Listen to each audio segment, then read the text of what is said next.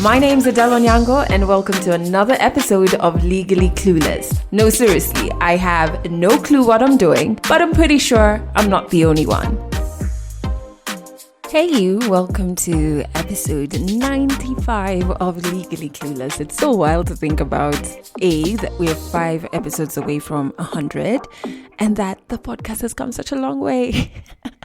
And I'm so grateful that you are listening and a part of the fam. If this is your first ever episode, make sure you join us on our Insta page as well, where it's nothing but positive vibes at Legally Clueless Podcast. And if you're going to chit chat about the podcast on Twitter, I personally love to eavesdrop. I am not ashamed about this, and it would make my eavesdropping easier if you use the hashtag Legally Clueless.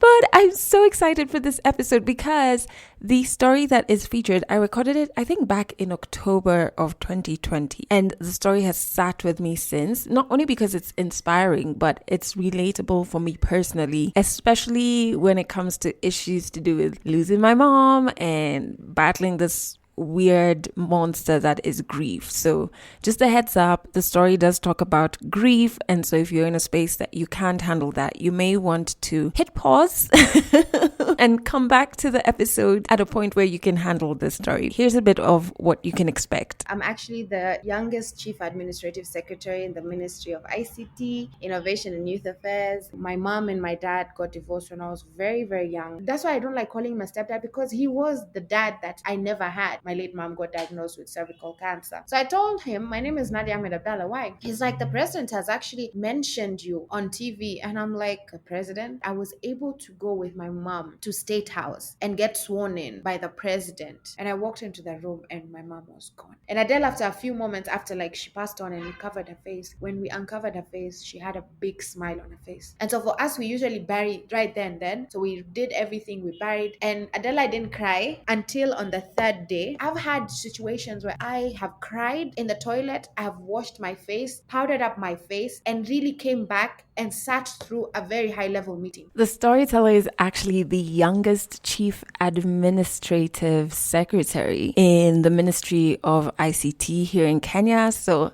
that's like something to look forward to a little later in this episode. So I hope your holiday time was absolutely amazing and, you know, you're easing back into normal things like work.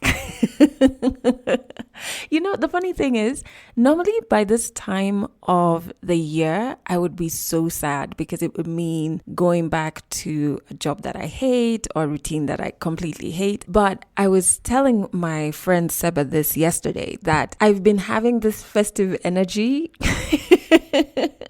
for such a long time, ever since like I started the podcast and like changed my life around, that I don't have like the January blues per se. So it's like more like there's been a warmth around me all 2020 and I've been peaceful enough to receive that warmth. So whether it was good times or bad times, I just felt there's no other word, warmth around me. So the holidays didn't feel different. And so I'm not having holiday hang-ups. And I realized this towards the end of 2020. I don't dread Mondays anymore. I have the same energy on every day. So Monday, Tuesday, Wednesday, Thursday, I have the same energy across Friday, Saturday, Sunday. And before, I used to dread Mondays. Sundays, I used to be like, it's like somebody who's preparing to go for a funeral. But I'm just so happy that I got to a point where I love the life that I've created for myself and I just have this good energy throughout. And I'm at such peace that I can receive and feel the warmth all around me. And if that's what you're working towards in 2021, it is not easy, but trust me, it's super, super fulfilling. Also, something I'm super excited about is I have finally made a booking for my writing retreat. So let me rewind a bit just to explain this madness that is fear. I'm a poet, discovered poetry in high school, was writing for forever. And then over the last 10 years, just kind of didn't share as much of my poetry anymore out of fear, out of not having time, but also I just never thought that poetry is something that I can do, as a thing. And yesterday again, I was talking to my friend Seba, and we were just having like loads of wine, but conversations on like life, death, health, love, sex. We had like karaoke sessions, but we also talked about, because she is a fine artist, she's even shared her story on this podcast in past episodes. And we're talking about how after we turned 30, I refer to it as I came home to myself. Reason being, I came back to that 20-year-old who loved doing certain things like poetry, but then at the time, everything around me didn't have space for that. And you're trying to fit in and you're trying to do things the way you've seen others do it. And then you hit 30 and you realize, fuck that. Like, who I was at 20 was actually pretty dope. And so you come home to that person. And I think that's what's happened, especially with my poetry. So, 2020, I did a collaboration with my friend who's a DJ and a musician from Malawi. And one of my poems I performed one of my poems on her EP. And then Seba, we collaborated. So my poetry is actually in some of her visual art pieces. And I was really writing a lot more towards the end of 2020. Just submerging myself in poetry. And then one day, a very close friend of mine sends me this link, and it's a bunch of short films done by Black creators. And one of them is a short film that is a poem. And I was like, this is so interesting. Like, I found how my poetry can live in music, can live in art pieces. And this film thing was so intriguing to me that I was like, ooh, let me start learning different writing techniques for my poetry with the aim of one day having a short poetry film. And working from home is a bit hard to find a space to write because the apartment is also my office. So I don't know how to switch off and get into a corner and write, So I thought about it and I was like, oh, I have to go on a writing retreat, like just go on a solo trip, write with no expectations, nothing, just like dump it all on this piece of paper, well, on the laptop. But while you're away, where you can really be one with your thoughts. So I was like, yeah, I'll go on a writing retreat. Then I started saying, oh, but the place has to be a cottage. Just listen to my demands. The foolishness. It has to be a cottage that has a pool, and it has to be like a 1-bedroom. I don't want those cottages where it's many rooms. And it needs to be like not too far from Nairobi, which is where I stay, in case you do not know. Also not too close, because I want to feel like I've left. I had such silly demands that were contributing absolutely nothing to what I am going there to do, which is write. And I was like procrastinating. My friend would ask me, have you found a place? No, imagine. The rates of the place I want is too high. The place I found doesn't have a pool. When I really sat down with myself, like summoned myself to a meeting, like, please gather your life, I realized when it comes to procrastination, you really have to investigate what is fueling that procrastination. Is it fear?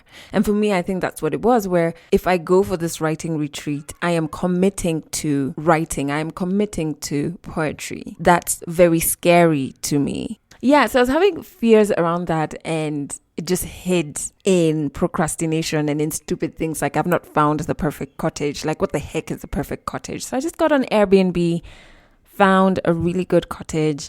Val was going to drop me, but I told him, no, it's fine. Let me just, even if I'll get lost, which chances are I will, let me just drive myself. Let me just do this for me. Let me do this for my poetry, and let me commit to doing this. So I finally booked the place, and I'm going to write, which should be really fun. I feel like this is like a gift to myself as well, to reconnect with this thing that I absolutely love. And if you're currently procrastinating when it comes to doing a particular thing, just sit down with yourself and ask what emotions could be fueling the procrastination, because maybe it's fear.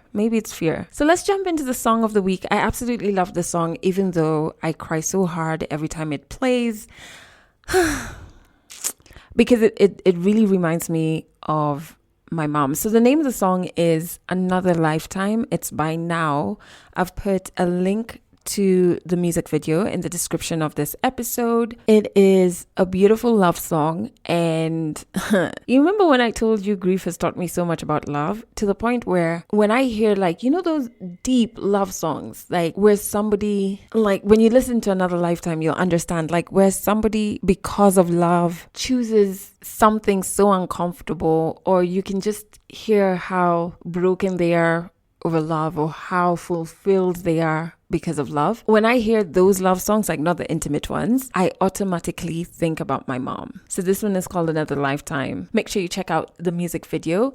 And I did actually on our Instagram page put out a list of 20 of the songs that had been featured on this podcast last year. Someone then, quite a few people slid into my DMs and were like, oh, you should make it into a playlist and blah, blah, blah. So I'm trying to think about that. Because also when I looked at, playlists are meant to give you a mood. You know what I mean? There's a tempo. It's meant to carry you from point A to point B. And so when I looked at all the songs that were on Song of the Week last year, man, I was all over the place, because like 1 minute it's like music that you can write to, and then it's music that's great for road trips, and then it's sex soundtracks. There are quite a few of those. Hi, Adele.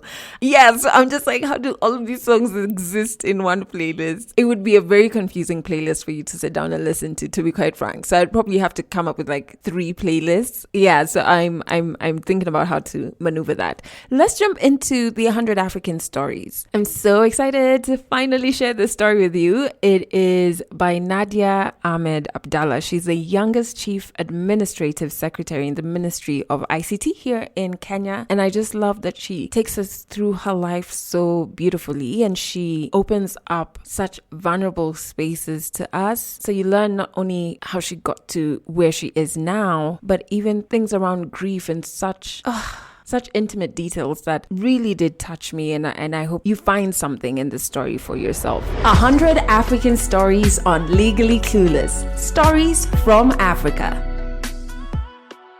My name is Nadia Ahmed Abdallah. I'm actually the youngest Chief Administrative Secretary in the Ministry of ICT, Innovation and Youth Affairs in the Kenyan government. I am from Kenya. So I grew up on the coastal line of Kenya, which is Mombasa. I was born, I was raised, I schooled there. Basically a beautiful island because of the different cultural influences that we have. The culture there is a bit conservative. I usually found myself a black sheep among the white ones, because for a very young age, I had my own perception of things. I had my own ways and thought process. At the young age of 13, I had 2 people in mind that I would love to be like. One was Oprah Winfrey and one was the late Kofi Annan, because personally at a very young age, I admired how communication used to like solve issues and problems in people's life. And at the same time, I used to admire how humanitarian elements really bring together people and,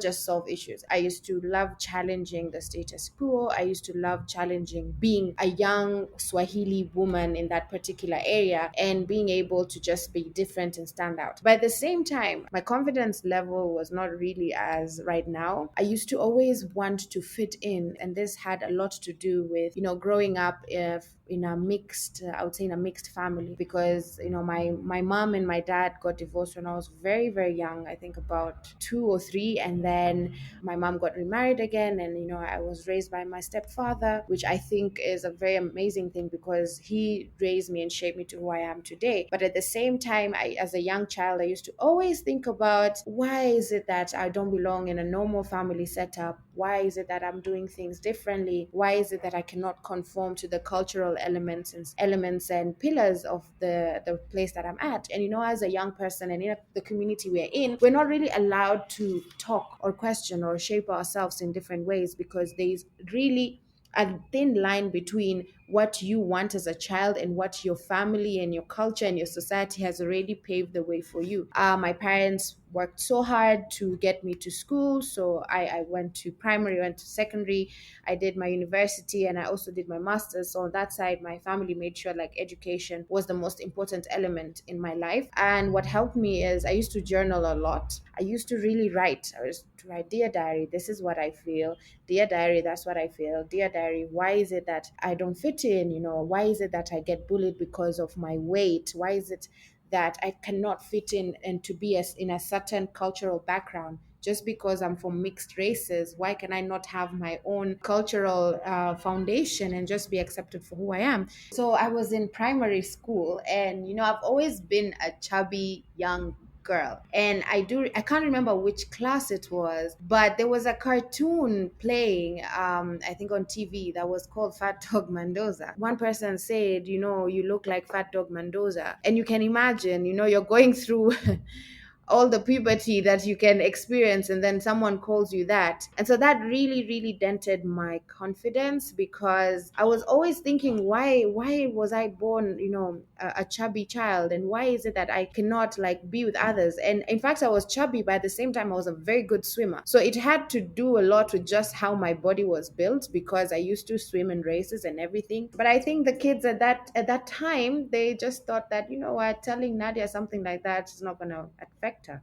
but it did. So with my real dad, and I do remember my late mom and my stepdad, they were never against him, me communicating with him. In fact, they would never said anything negative, but it was the inconsistency that he had on his side that made me just detach even more, because I think at a certain point he was trying and everything, but it got to a time when he just disappeared, and my late mom focused more on how am I going to raise my child, and my stepdad stepped in and became a father. So for me, I wasn't now looking at communicating with him. It was more of, what, let me focus on this setup that I already had right now. But as I grew up now, especially when my mom passed away, I think now we are in communication in some sort of way, and I've learned to let go, because I had a lot of anger towards him, because how can you be alive and still not be able to take care of me? And I realized that whatever happened did not have anything to do with myself, because I think for a very long time I held it to myself. I was carrying this burden that maybe I'm the reason why they never worked out, and that's why I am where I am. And I was so bitter with him. But then I realized, again, our parents don't know better. They had their own issues and everything. So I just focused on just being that. And so I was very, very close to my mom, that she was like my mom and my dad. And then my stepdad was also my dad. So, you just brush it away. I was at my mom's and stepdad's wedding. I don't know what I was thinking back then, but I do know that I was happy for my mother, because, she found somebody who not only accepted and loved her, but also loved her child. And this is something that it's sometimes very rare to find somebody who does that. And my relationship with him at the beginning, when you're a young child and someone else comes in, at first you're not, you tend to like be very cold and stuff. But with time, my relationship with him became fantastic. He became my mentor. He became somebody who was, when he needed to step in, he would step in. I remember when I had any issues, I would just call him sometimes. He was always there. He would always tell me, whenever, whatever you need, you're my daughter, whatever you want, whatever advice you give.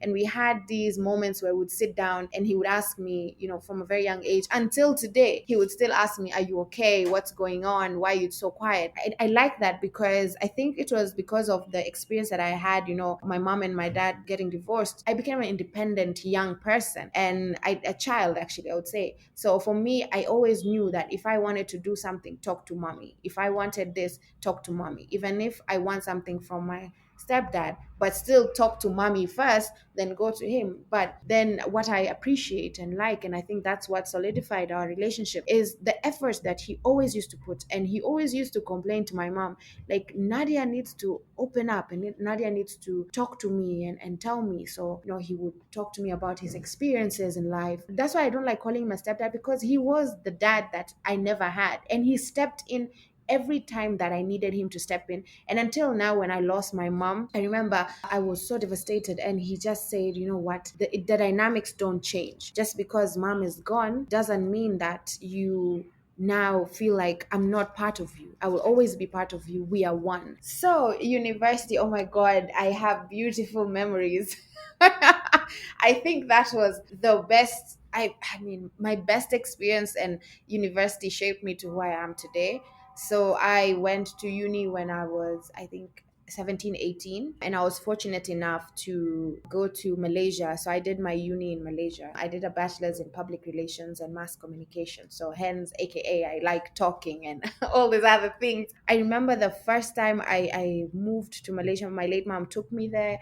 And you know, all your life you've been like put in this place, and you're being told, don't go here, don't do this, don't do that. And then now your parents trust you enough and tell you, okay, you go, we've dropped you, we're going back to Kenya, you're on your own. So for me, the first semester, the first year, I felt like I was in heaven.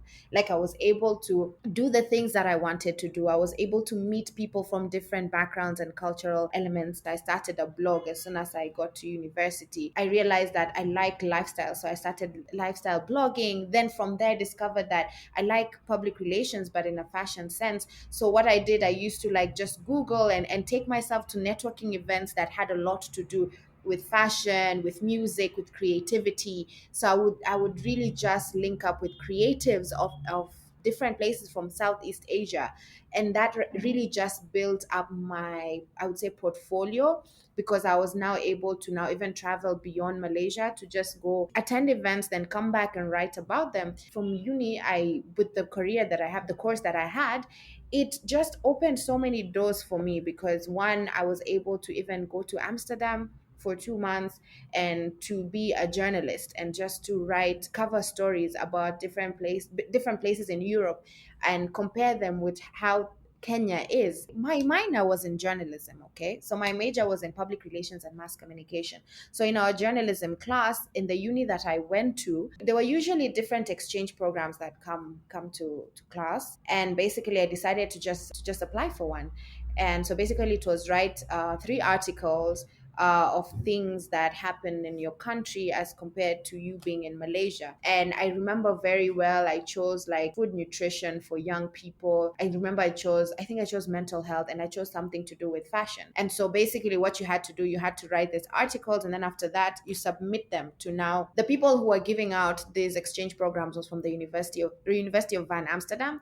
And so I submitted to them. Fortunately enough, I was picked. And basically, what you had to do, you had to go for I think it was a 6 or 8 weeks program. You were going to live in the hostel of the university, but you were going to now be on your own to go to different places, interview people, and then come up with articles. And so I remember we were like 5 of us who were picked, and we went from get-go. We were from different faculties, but from get-go we clicked with the 5 of us, because one was from Sudan, I was from Kenya, there was a Malaysian, I remember there was a person from China, and there was an Indian. And so when we went there, we were staying together because we're all from Malaysia, we're staying together, but each of us had different stories to cover. And so the most exciting part about it all is they were articles. I had an article I wrote about the experiences of refugees in Amsterdam, and I was doing that with a friend of mine as well. So we managed to go to this place, like, which was in downtown Amsterdam, where there were refugees who were staying there. So I was fortunate enough to see how refugees from like Northern Africa and also Southern Africa, the experience in terms of how did they cross over, and now that they're in Amsterdam, how are they staying, how are they living. And then I remember in 2015 I graduated and I came back to Kenya. So I stayed for a while in Kenya, and then I realized that, you know what, if I start working, I won't be able to continue studying. So I took the initiative to actually look for a program, my master's. So I did my master's in international relations and cultural diplomacy. I did it in Berlin. So I lived in Berlin for 3 years. And so after 3 years, I came back home with the intention of finishing my thesis, only to find out after a few weeks being at home that my late mom got diagnosed with cervical cancer. And that's when everything took a whole turn in my life. You know, I had to like just go back to Berlin. I had to pack and come back and really now look at how I'm going to be able to take care of my mom, take care of my brother, be there for my dad, my like being a firstborn. I think at that moment I had the whole world in my head except for myself. I was at home. I was in the garden with a friend of mine. We were planning a mental health event. How ironic. And basically we sat, we had chairs, we were sitting, and we were starting to record. Then next thing you know, first of all, I saw my mom standing at the doorway, and she was just looking at us because she used to always be a supportive mother. Even when she didn't understand what I was doing, my mom was always there to like cheer me up. And then I noticed she got a phone call, and when she was on the call, while she was standing, her face changed. So I told my friend, her name was Jamila. I told Jamila, I think something is wrong with her. And she's like, really? No, I don't know. I told her, no, no, no. I can sense it. There's something wrong. Then I see her going to sit inside. So I was like, no, let's go inside. So when I went inside, she was still on the phone with my dad. She started crying. I remember very well. She started crying. And I was like, what is going on, mom? And she's like, no, no, no, I can't. She just kept on saying, I can't. And I'm like, what is going on? And then she just hung up, and she just told me the doctor said that my cervix looks very unusual, and it could be cancer. Let me tell you, at that point in time, I think I went blank. I didn't know whether to cry. I didn't know whether to hug her. I didn't know whether to scream. And my friend came in outside and told me, Nadia, just come inside and just sit with her. And I'm like, I don't even know what to tell her, because I never in my like I knew friends whose parents had cancer, and some had left and died, but I didn't think, you're at that point, like, you don't think, and maybe it sounds selfish, but you never think it could happen to you. You don't see it coming. And she's like, no, no, just come inside. So I sat with her and I told her, mom, you're strong, you'll be fine and everything. But she was such a strong woman that she never liked seeing her kids see her break down. So she's like, no, no, I know it's gonna be okay, but you can see she wants to cry. The way I was raised, and I think it's firstborns, yeah. I was raised in a way that if there is a crisis, I have to figure out the solution before starting to be emotional about it. On this side, I called my aunt. On this side, I was making sure my baby brother doesn't hear about it because he was doing his O levels. And then on this side, I was like, Mom, it's gonna be okay. We're gonna figure out a way. And on this side, I'm like, no, we're just gonna go to India. Like, I'm telling you, Adele, I was in robot mode. Like, for me, I just needed to deliver because that's the best way I knew how to do things. And so we worked everything out. The doctor, everything went smooth. The doctor recommended her a doctor in India because he had said that he would try to do something for her, but it wouldn't be complete because there are some things that Kenya didn't have that he needed to recommend her to go outside. And so for me, I just worked on her visa. I did this, I did that, blah blah blah.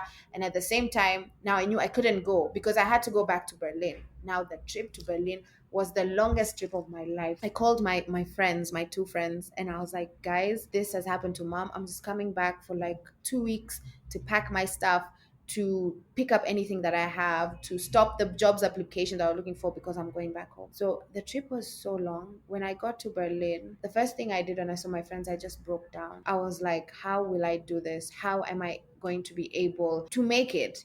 Because mom was dad, mom was best friend, mom was the pillar. Mom was the one that took all the rocks for me. Mom was the one who was always defending me when people kept on saying Nadia is just a weird kid, Nadia is just this, Nadia is just that, so what am I going to do? And I think those 2 weeks in Berlin also helped me out because what my friends did, we used to go to the park. It was summer, so we used to go to the park. We used to just chill outside. We used to go out. We used to go dancing. So it really helped me just internalize everything and prepare myself so that I can now go back to Kenya with a clear mind. So I can imagine you're packing 3 years of stuff in, like, I don't know, in 2 weeks. And at the same time I was writing my thesis. And I convinced myself that I would do it. But unfortunately I failed in my thesis once I submitted it. It was just a mentally excruciating experience for me because I did not see that coming at all. Honestly, Adele, things just went. Like mom was going through her treatment, but she was always supporting. She would be like, yes, do that. So I before even getting into government, I was working a lot with the community. On one side, I was doing campaigns on GBV, doing campaigns on mental health, training young people on public speaking skills, training young people on leadership, mentoring young people, coming up with social events. At the same time, I was doing PR and branding. I mean, I was doing everything at the same time. I remember when my mom finished her chemo the first time, she used to come to my events. Sometimes I used to be in Nairobi. She used to like represent me in events in Mombasa. And then just things changed in January this year. And so last year, in I think it was in November, she had finished her six chemo cycles. And basically, what was supposed to happen, she was supposed to get checked to see if the tumor had gone, because she had a malignant tumor. Now, after her cervix and everything was taken out, when she went for a 1 year checkup, they found out that there was a malignant tumor that was starting. And basically, they put her through chemo. So she did 6 cycles. The doctor said, do 6 cycles first. Then from there, we'll see if the tumor has gone. Then we won't do it anymore. But if it hasn't, we'll do the 8. And so in November, when she finished the 6th cycle, she got checked and they found out that it's gone. The malignant tumor is gone. And so we were very happy. And at that time I was like, yeah, we have plans. So she was just trying to recover slowly. And I remember I had to go for some training. I had applied. I mean, Nadia applies for everything and anything. So I had applied for some training in China, and I went to China for 1 month. When I came back in on December. In January, somehow on 13th, if I'm not mistaken, or 14th, my life changed. I'm so grateful because my mom was still alive to see that. How did it change? One morning, a normal Swahili girl in Mombasa just gets a call, and a friend of mine asked me, Nadia, what is your full name? Because a lot of people used to know me as Nadia Nadi. So that was like my stage name. When it comes to the videos I do, campaigns that I do on the ground, it was Nadia Nadi. So I told him, my name is Nadia Ahmed Abdallah. Why? He's like, the president has actually mentioned you on TV. And I'm like, the president? Like, I never met the president. I never thought the president would ever do that. He's like, yeah, you should check. So the video was sent. And I remember calling my mom and I'm telling my mom, Ma, president mentioned my name. And she's like, Nadia, sometimes I support you in everything. But there's some things that you do and say that are just too funny. So right now, please stop messing around with me. And she didn't believe me. And I was like, Mom, really? He called me and apparently I got a job. And she's like, no way, just send me the video. So I sent her the video, and she's my cousin sister was with her. So my cousin sister tells me, like, my mom cried so much because she told her that she had worked so hard, sacrificed so much just for her to know that I will have a good thing that's going on for me. She told my cousin that, right now, if I even have to go, I know I will go with a light heart because Nadia has something that will be able to help her sustain herself and her brother. And so the epitome of everything was the fact that I was able to go with my mom to State House and get sworn in by the president, and she would be able to see that. And I remember she was in so much pain, but the lady stayed through the whole day, and she saw me getting sworn in. She met the president. I remember even the president was there, and he was informed my mom had cancer. So even the president had spoke to her a few words, but you could see that she was so happy that after so many years, after fighting and holding the one daughter that she had, she was able to see everything. And so a lot of people ask me, how did I get into government? I did not apply, or I did not put my name, or I did not lobby. This thing, for me, it just came out of nowhere, out of barely nowhere. But for me, the highlight is the fact that even now that she's in her grave and she's resting, she smiles every time because she knows she saw me getting something that she's always wished. It might not have been in government, but she's always wished that she was able to see all her sacrifices that she made. And basically, she passed on June 5th. I mean, Adele, if I tell you how God is so wonderful, because he got me to see her, because I was in Mombasa, mind you. I was in Mombasa when my mom was now getting worse. Remember, I left, I had to go do some work in Mombasa. And that day that I left in the morning, I told her, Mom, I can stay. She told me, no. She told me something that really got me so worried. She's like, I've worked so hard to see you where you are today, so you go out there, you go work, you go build a name for yourself, and you go and try as much to be able to take care of your brother. And I just looked at her and I'm like, Ma, I can stay. She's like, listen, I'm so sick and tired of seeing your face. Can you please go?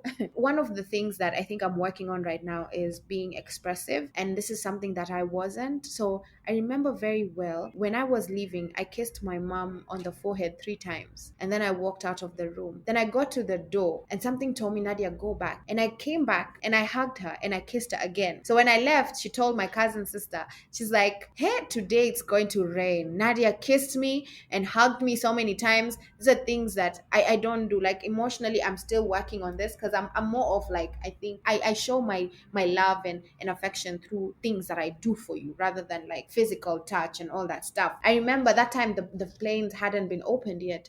I remember Adele, I was in the car and I was heading to Mombasa. And I kid you not, I cried the whole way from Nairobi to Mombasa. And I was with my friend in the car, and she was like, I just told her, I feel like this is the last time I'm seeing mom. I don't know why. I just had that strong, strong feeling. And so when I got to Mombasa after 2 days, I was talking to her on video. My sister doesn't tell me that mom was getting worse. None of them tell me because my mom was like, please don't tell Nadia. She always had this thing of, don't tell Nadia. I don't want to make Nadia upset. I don't want to make Nadia worried. Just don't tell her. And then when it got to that night when she was worse, my aunt called me and she said, you just need to come back. You need to come to Nairobi. And I was like, how do I come? At this point in time, it's late and everything. I'll just figure out a way in the morning. And I remember in the morning, I went to my mom's best friend. She's like a godmother to me. I was there and I told her, mom is not okay, this and that. And she's like, yeah, we know. Then I get this call, a video call, and I see my mom. And that was when I was like, I don't know what I'll do. I'll make mountains move, I'll do everything, but I need to go to Nairobi. And I remember I called one of my very, very close friend who's also like a family, who is family to me. And I told him, okay, so for us, we call, when you're in your deathbed, we call it sakratul maut. And so my mom was in her sakratul maut. Her ability to speak was gone. She was just like making, like, how when someone is, she was just there, that that this person is going in time. And I called our family, a friend, and I told him this is what happens. I was just like, he's just like, go to the airport. That's all I remember I heard. I remember I was in slippers. My aunt just took a shawl. I was my other friend. I left everything in Mombasa. I took a plane. It was an emergency plane, and I came all the way to Nairobi. Adele, when I walked into that room, first of all, everyone's eyes were puffed when I got home here. When I got into that room, my mom was going. My mom was leaving, but she was waiting for me, because what happened was my sister told me that my mom's body had been hot the whole time. The moment I just walked into the room, her temperature dropped. And literally, it was like as if God had held her so hard to wait for me to come. Because when I arrived there, that's when now my mom, I remember my mom is in her deathbed. I remember putting my head next to hers and looking at her straight in the eye. But Adele, she wasn't looking at me, because now she didn't have the power of speech. It was taken away.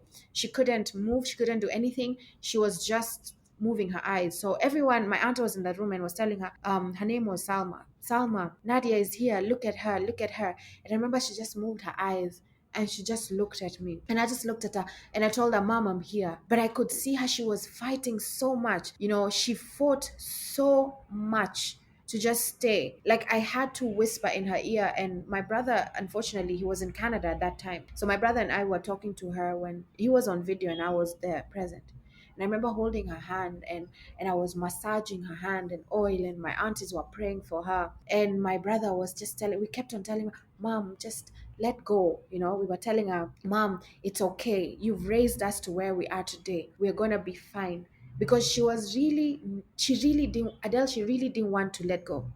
She really was fighting so hard to just stay, to just be there, because that's what she always does. She used to always be the type who, it was just her and her kids, okay? But the experience that I went through seeing her, from when she could squeeze my hand, to when her eyes could look at me, to when her eyes could not look at me anymore, to when she kept on like, she was having those shakes, she was shaking all the time. And then every time she shook, we were praying for her. And then after that, she goes silent a while, and then she takes really deep breaths, and then she's told Nadia is in the room, and then she's there. And for me, my head was on her bed and was sharing a pillow with her, Adele. So you can imagine, I was internalizing everything. And she fought so much. I remember it was Wednesday, and she fought so much, so much, until when it got to midnight, around 12:31. My aunt asked everyone to leave the room, so I was just with her in the room, and my brother virtually, and my cousin. And we were just telling her, like, you've lived your life, you've taken care of us, and everything is going to be fine. As much as we are hurting because we can't see you anymore, but we are hurting because cancer has really taken so much of your energy, has put so much hard, like a pain in you. We want you to go and rest. And I remember at that moment, there was like a chill in the room, because all she did is her eyes kept on moving around the room, and there was a chill that ran down my spine. And I just told my cousin, let's just go. And I remember I got into a deep sleep, Adele, for 5 minutes. 5 minutes of deep sleep. When I woke up, I saw my aunt calling me to the room. And I walked into the room, and my mom was gone. So she didn't even want us to see her go. And I remember very well, my aunt sat me down when she told me she's gone. And she just told me, Nadia, look at me. And I looked at her. And I remember my aunt telling me to recite some few prayers. And I believe it is those prayers that gave me the strength to be able to now make sure everything was okay. And Adele, after a few moments after, like, she passed on and we covered her face, when we uncovered her face, she had a big smile on her face. My mom had the biggest smile I've ever seen. And that was what really comforted me, because I was like, she's left smiling, knowing that everything is gonna be okay, because we have everything going on. And so for us, we usually bury right then. So we did everything, we buried. And Adela didn't cry until on the third day, when we had prayers and we had lunch with family. And that was the day I cried like a baby. I will never forget that day in my life, because I just felt so overwhelmed. I went into the room. My mom's best friend came to me. She held me. And when she held me, Adele, I just broke down so much. And until today, every day, as we speak, I'm even breaking down. The other week, whenever if I hear a song, I break down.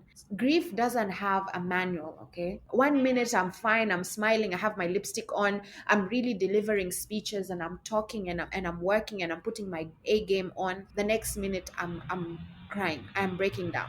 I've had situations where, Adele, I have cried in the toilet, I have washed my face, powdered up my face, and really came back and sat through a very high level meeting. And if I'm asked, I say I have a flu or I have a reaction. Then later, the people that I really trust, I tell them this is what happened. So when it gets tough, I openly tell, if it's my CS, I tell him. If it's the people I'm working with, I tell them. I tell them I'm not okay. I tell them this is what happened. So every time, like when it's almost 5th of June today, and so funny, I'm just realizing it that today is 5th of October. It marks 5 months since my mom left. So every 5th of every month, it's a very emotional time for me. Grief just hits you when you least expect it.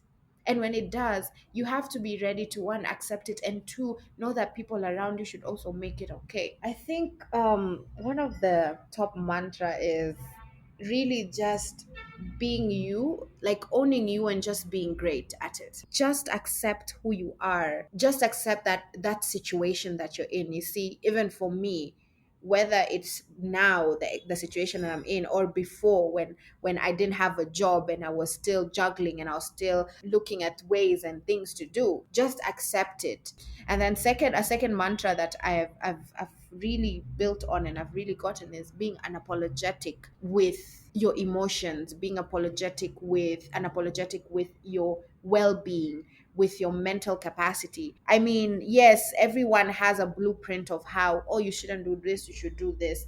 and I talk to a lot of young people, and they're all about, oh my god, there's so much that I need to do, that my mental health comes in second or third. And that's not the case. Like, at the end of the day, if you're not mentally stable, no matter what opportunity that you get, no matter what thing that you do, you're just not going to make it. So you just have to be unapologetic at everything. You can actually just do it if you are self-aware of what you really are into. Trust, belief, drive, ambition. It comes from yourself. It comes from believing in who you are, and just standing firm for what it is that you want to achieve. But I embrace every flaw. I embrace every fear. I embrace every disappointment, and I embrace every achievement. Why? Because these are the things that really built the foundation of who Nadia is today. Let's allow ourselves to make mistakes. Let's allow ourselves to feel sad, to feel anxious, to feel disappointed. If we do that, then we train our system to understand that the world is not really a flat line. Today you're happy, tomorrow you're sad. Today you have a job, tomorrow you don't.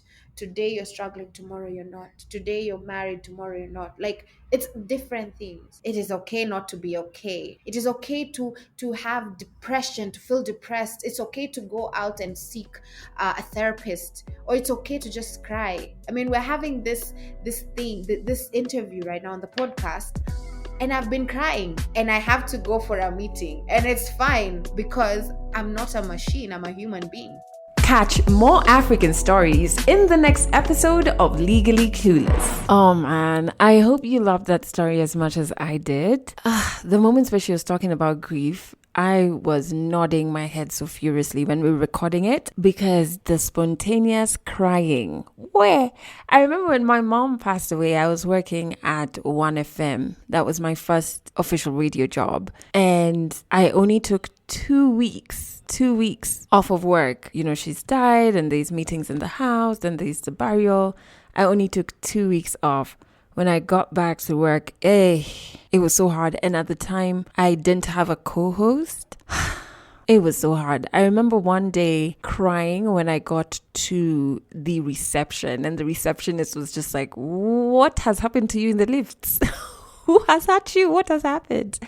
And there were moments where in studio, I would just burst out crying. Like, while people are hearing songs, me, I'm crying. And then when the song ends and it's time for me to speak, I would speak, go into a song, cry again. Like, my producer just was not sure of how to handle the entire situation. He was one of those guys who freezes when he sees a chick crying.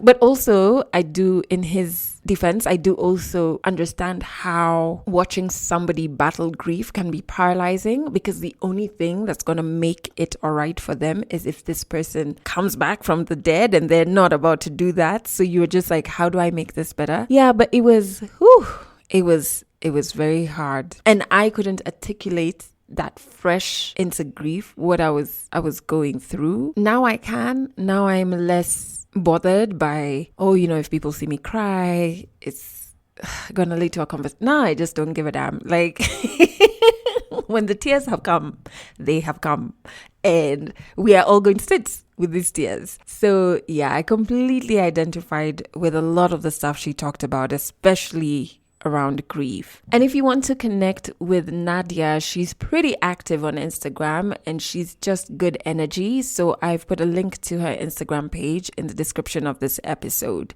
If you want to share your story as well on this podcast, all you have to do is record a 1-minute story demo. Tell me a bit about the story you want to share, and send that via WhatsApp to the Legally Clueless hotline number, which is +254 768 628 790. That's also the number you can send your audio notes to if you hear something on this podcast that you absolutely relate with and you want to talk about it. Imagine this space is for us. Hi, Adele. I always say I'm going to send in a voice note, but I never do. I've been a fan of Legally Clueless for the longest time. I feel like I was one of the first people to discover your podcast. I mean, I remember old episodes, like the lady who had bought her boyfriend at the time curtains worth 60,000.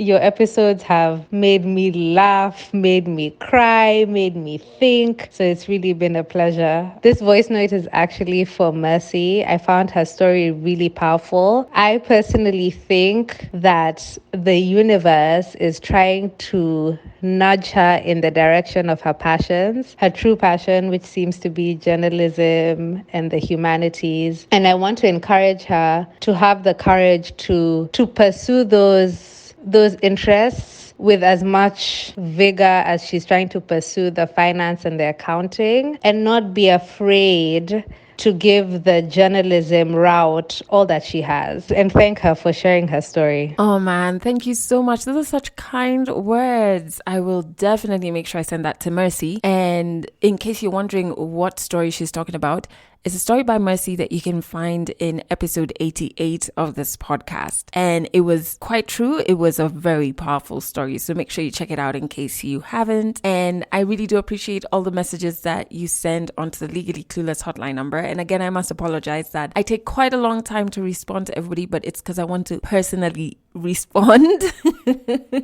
to each and every one of you and want to be present when I'm responding. Man, you should see me when I'm responding to your messages. Frankincense burning, setting the mood. No, but seriously though, thank you so much. And do remember, this podcast has new episodes every single Monday, and you can also catch it on Trace Radio in Kenya every Monday, Wednesday and Friday at 9 a.m. and at 8 p.m. Just go over to traceradio.co.ke. And now I must end the episode because y'all, let me just bitch for like 2 seconds. Our apartment block has just gotten so noisy that I now need to change my production shifts completely to like nighttime when all the noisemakers are asleep. Y'all know about the kids in the hood. Especially Ayub, who just learned his name and has decided to sing it nonstop. Then there's my neighbor and her water pump that she turns on forever. Like, how much water are you pumping, sis? How much? Now we have a new noisemaker who is our new nighttime guard. Oh my God, that man talks so much. Like right now, he's here because there's a shift changeover happening. This man is speaking so loudly. I have told him 3 times, please reduce your volume. Like, I'm not even telling you, because the story sounds like it must be hot.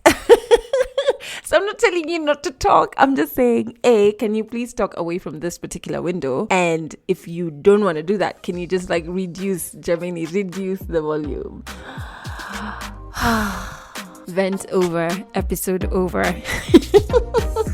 Thank you for being part of the Legally Clueless fam. That's it for this episode of Legally Clueless. You can share this podcast with your friends. You can keep it for yourself. I'm not judging. Just make sure you're here next week for the next episode.